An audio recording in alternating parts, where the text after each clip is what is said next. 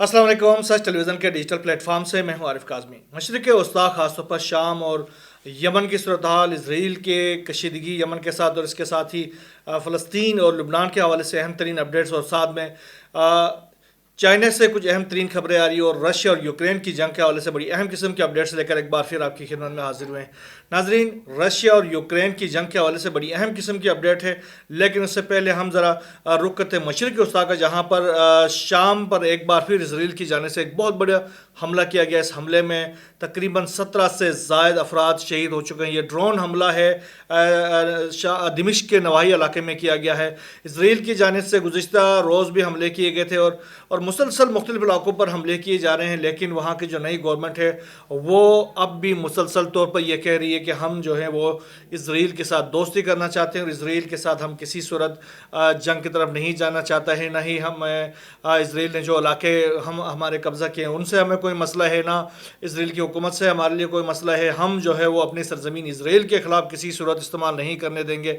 ना हम इस तरह का कोई प्लान कर रहे हैं और ना हम मुस्तकबिल में इसराइल के ख़िलाफ़ किसी तरह का कोई कन्फ्रंटेशन चाहते हैं। हम इसराइल के साथ दोस्ती करना चाहते हैं, ये उनका कहना है। और इसराइल जो है वो मुसलसल तौर पर उनकी तमाम दोस्ती के ऑफ़र्स को नगेट कर रहा है, उनको परे धकेल रहा है और उसके साथ ही उनके ऊपर मुख्तलिफ़ इलाकों के ऊपर हमले कर रहा है। जहाँ वो महसूस करता है वहाँ पर वो हमला कर देता है।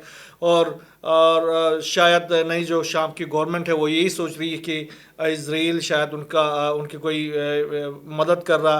तो ये सिलसिला इसराइल ने शुरू किया हुआ है और शाम की जो गवर्नमेंट है वो इतनी क्लेंजिंग के मुख्तलिफ वाक़यात में मुलविस होती जा रही है। और इसकी वजह से सूरत हाल अब ये हो गई है कि शाम में एक अफरा तफरी की सी सूरत हाल है। मुख्तलिफ इलाकों में जो लोग हैं वो आखिरकार मजबूर हो चुके हैं कि वो अपनी मदद आप के तहत अपनी दिफा करें, और इसके साथ ही उन्होंने वेपन्स उठाना शुरू कर दिए हैं और वो अब डायरेक्ट कन्फ्रंटेशन उन्होंने शुरू किया है जो नई शामी गवर्नमेंट के जो एहलकार हैं उनके साथ।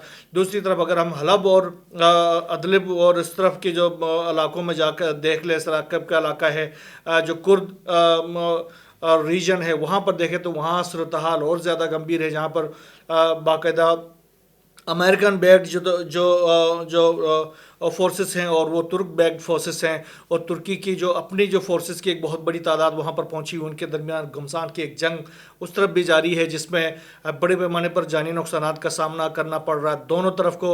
और अमेरिका जो है इस कन्फ्रंटेशन में डायरेक्ट इन्वॉल्व होने की पोजीशन में है, और वो अपने मुख्तलिफ रीजन से जो इर्द गिर्द के जो इलाके हैं, ख़ासतौर पर इराक़ के अंदर से जो अपने जो फोर्सेस हैं उनकी बहुत बड़ी तादाद और धड़ाधड़ जो है वो शाम में मुंतकिल कर रहा है। और वो किसी वक्त भी अमेरिका और तुर्की के जो फोर्सेस हैं उनकी एक डायरेक्ट कन्फ्रंटेशन हो सकती है। ये कुछ सूरत हाल इसी तरीके से है। और दूसरी तरफ अगर हम रुक करें फ़लस्तीन का, तो फ़लस्तीन में इसराइल की जो कार्रवाइयों का सिलसिला वो भी उसी तरीके से जारी है। कमाल अदवान हॉस्पिटल को तबाह और बर्बाद करने के बाद इसराइल की जानिब से मज़ीद आज जो है चंद घंटों के अंदर 3 मज़ीद हॉस्पिटल्स के ऊपर हमला किया गया है। ख़ासतौर पर जो अल वफ़ा हॉस्पिटल है उसमें आग लगा दी गई है, जिसके नतीजे में मुतअद्दिद अफराद जाबाक हो चुके हैं, झुलस कर जाबाक हो चुके हैं। वहाँ से जो फ़लस्तीन के जो मुख्तलिफ ग्रुप्स हैं वहाँ से जो इतला आ रही है उसके मुताबिक तकरीबन 7 अफराद की लाशें तो वहाँ से निकाली गई हैं, लेकिन अब वहाँ पर आग बुझाने के साथ साथ कूलिंग का अमल जारी है और साथ में लाशों की तलाश का सिलसिला जारी है। तो उसमें मज़ीद उसमें जो शहादतें हुई है वो सामने आती जाएंगी, जो कि हम इस वक्त बताने से कासिर हैं। 7 अफराद की शहादत की इतलात अभी तक आ चुकी हैं। इसके साथ ही गज़ा के जानिब से जिस तरीके से इसराइल के ऊपर एक पलट कर वार का सिलसिला शुरू किया गया है, ये भी एक गैर मामूली सिलसिला है। गुज़िश्ता रोज़ जिस तरीके से तल अबीब के ऊपर जो हमला किया गया था हमास की जानिब से, और आज तकरीबन मुतअद्दिद मिज़ाइलों के ज़रिए इसराइल के मुख्तलिफ़ मकामात को निशाना बनाया गया है। और इसमें तल अबीब समेत मुतअद्दिद जो सिदरोत का इलाका है, इस तरह मुख्तलिफ़ इलाकों में बाकायदा वहाँ पर सायरन बजने की आवाज़ें आई हैं।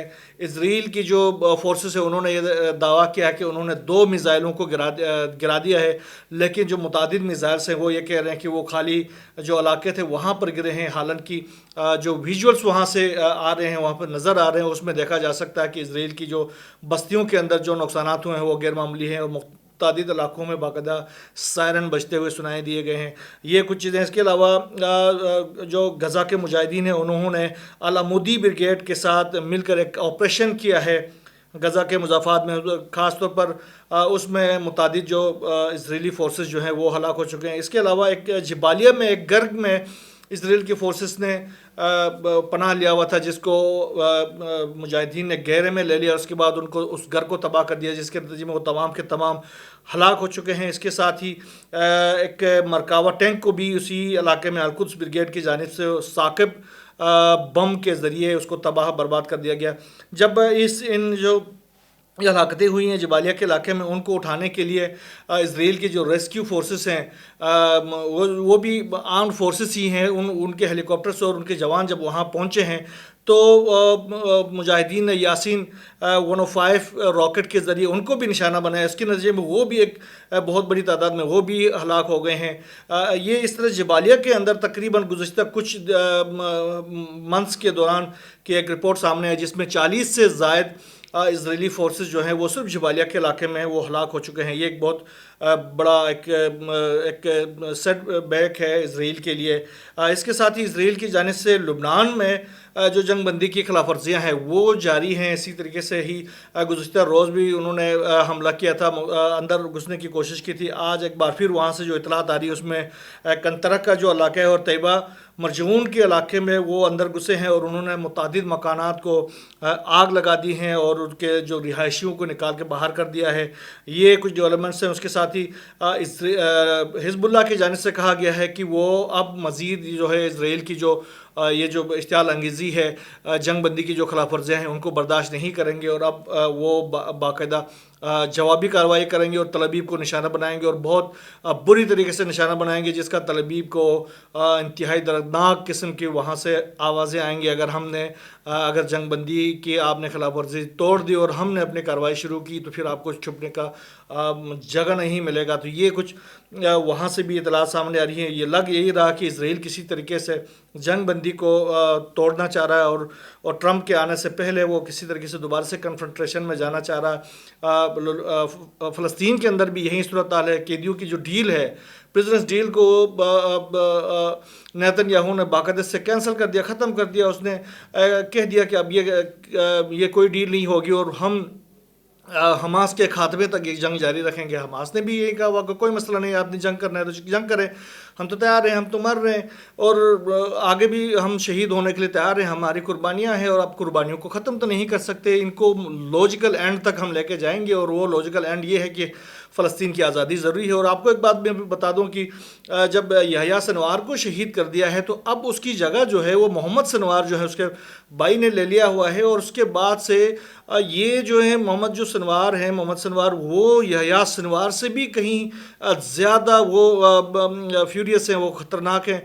وہ اسرائیل کو کسی طرح کا لوپ ہول دینے کے لیے تیار نہیں ہے۔ اس میں اب جو فدائی حملوں کا جو سلسلہ شروع ہو گیا ہے وہ بھی ان کا برین چائلڈ ہے، وہ کوشش کرتا ہے کہ اسرائیل کو اندر سے توڑ دے۔ تو اس کے لیے وہ جو 90 کی دہائی کی جو ایک پالیسی تھی حماس کی، جس میں فدائی حملے کر کے اسرائیل کو بڑا ایک نقصان پہنچایا گیا تھا، تو اب وہ اس طرف دوبارہ سے جانے کی کوشش کر رہے ہیں۔ گزشتہ کئی دنوں میں یہ چیزیں ہوئی بھی ہیں، اسرائیل کے اندر جا کر لوگوں نے فدائی حملے کیے اور وہاں پر بہت زیادہ ان کو جانی نقصانات پہنچائے ہیں۔ یہ کچھ ڈیولپمنٹس، اس کے ساتھ ہی ان تمام جو ہم لوگ کا اس تمام جرائم کا جو ماسٹر مائنڈ ہے بینجامن نیتن یاہو، وہ اب پروسٹیٹ کی کینسر کا مریض ہو چکا ہے اور اس کا باقاعدہ اس کی ایک سرجری کی گئی ہے، اور اس میں اس کو سرجری بھی ایسے ہاسپٹل میں کی گئی جو کہ زیر زمین تھا۔ وہ زمین کے اوپر جو ہاسپٹلس تھے اس میں وہ سرجری کرانے کے لیے بھی تیار نہیں تھے، منع کر دیا کہ اس کو ایسے ہاسپٹل میں نہ رکھا جائے جہاں پر مجاہدین جو ہے اس کو نشانہ بنا سکتے ہیں۔ اس کو زیر زمین ہاسپٹل میں لے جا کر خفیہ طور پر اس کا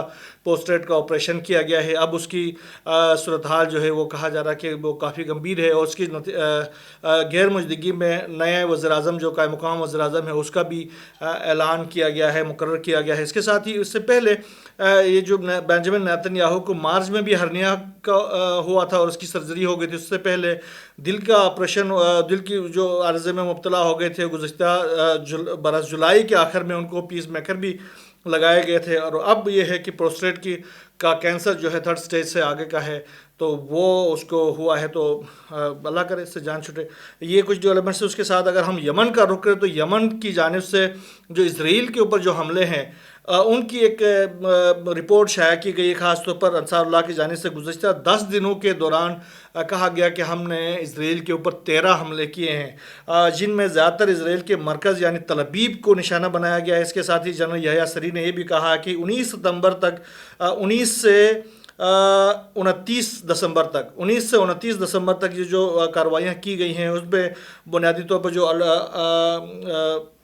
الٹراسونک جو ان کو بیلسٹک میزائل ہے، ہائپرسونک، ان کو استعمال کیا گیا ہے، اور اس کے نتیجے میں اسرائیل میں کافی جانی اور مالی نقصانات کا سامنا کرنا پڑا۔ گزشتہ ہفتے بھی یاد ہوگا انصار اللہ نے اسرائیل کے علاقے جو صحرائے نگیو ہے وہاں پر نواتین کا جو انتہائی اسٹریٹجکلی اہم جو بیس ہے اس کو نشانہ بنایا گیا تھا، اور وہاں پر F-35 طیارے بھی ہوتے تھے جن کو نشانہ بنا کر ان کو کافی نقصان پہنچایا گیا تھا۔ یہ کچھ ڈیولپمنٹس ہے۔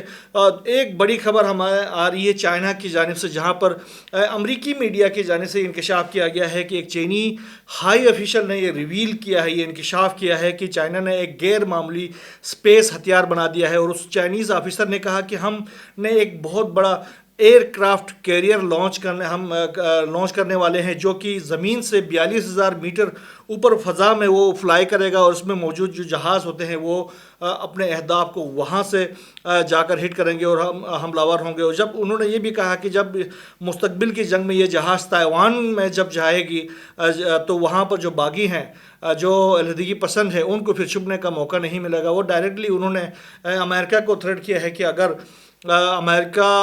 تائیوان کی کوئی وہاں پر اس کوئی علیحدگی کے حوالے سے، تائیوان کے حوالے سے کوئی بھی اگر اپنے حدود سے تجاوز کرتا ہے، تو پھر امریکہ کا چائنا کا جو ایئر کرافٹ ہے، کیریئر ہے، وہ پھر نہیں چھوڑے گا۔ پھر امریکہ کے اوپر بھی اس کے طیارے کسی بھی وقت کہیں سے بھی وہ لانچ ہو سکتے ہیں۔ وہ تو طیارہ ہے، وہ تو فضا میں اڑ رہا ہے، وہ 42,000 میٹر اونچا ہوگا، اور وہ اس سے جہاز نکل رہے ہوں گے، اور وہ امریکہ کے کسی بھی شہر کو ہٹ کر رہے ہوں گے۔ اس کے ساتھ ہی پیوٹن نے، روس کے صدر، انہوں نے آج فلائی کیا ہے اپنے جوہری جو ہائپرسونک جہاز ہے، اس کو پائلٹ کے طور پر فلائی کیا، اور دنیا کو یہ بتا دیا ہے کہ بھائی ہم بالکل تیار ہیں، آپ اگر جنگ کرنا چاہتے ہیں تو پھر تیاری پکڑیں، ہم جو ہے وہ اپنا جوہری ہائپرسونک جہاز لے کے آپ کے پاس پہنچتے ہیں، اور ہمیں تو منٹوں نہیں لگیں گے آپ کو تباہ و برباد کرنے میں۔ یہ ایک سائلنٹ انہوں نے ایک پیغام بھیجا ہے ویسٹ کو،